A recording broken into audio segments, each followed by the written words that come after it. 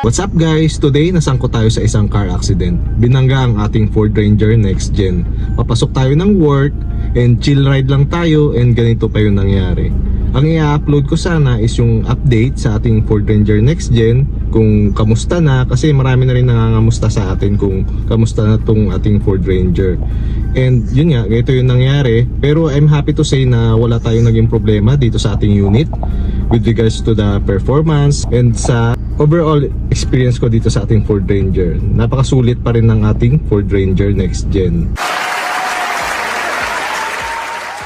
Kasi for me, yung Ford Ranger Next Gen pa rin yung pinaka best looking mid-size pickup truck in the segment.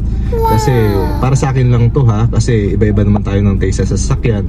Pero for me, siya yung pinaka maganda sa lahat.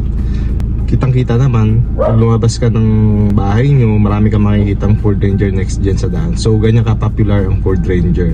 So, mabalik tayo dito sa car accident. Ang nakabangga sa atin ay isang Hyundai Santa Fe na lumang model.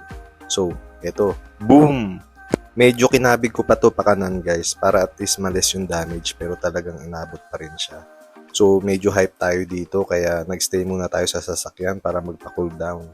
Kung napansin nyo, nasa loob na tayo ng intersection, kaya yung bandang gitna ng sasakyan natin yung tinamaan. Hindi ko sure bakit nagdire-diretso pa rin yung driver ng Hyundai Santa Fe at hindi man lang siya nag-apply ng full brake. So ayan, nagitnaan si Tisoy, kung makikita nyo yung damage niya. Pero at least hindi ganun kagrabe, yun na lang ang pinagpapasalamat ko. At hindi ko kasama yung mga anak ko. Advice ko lang din guys no, na kapag na-aksidente, wag muna tanggalin yung mga sasakyan nyo sa scene habang wala pa yung inspector. Pero kung wala pa rin, kayo na lang mag-picture every angle or video para maimbestigahan ng tama. Tapos, diretso police station kayo para magpagawa ng police report. So, importante yun, lalo na kung may insurance yung sasakyan nyo.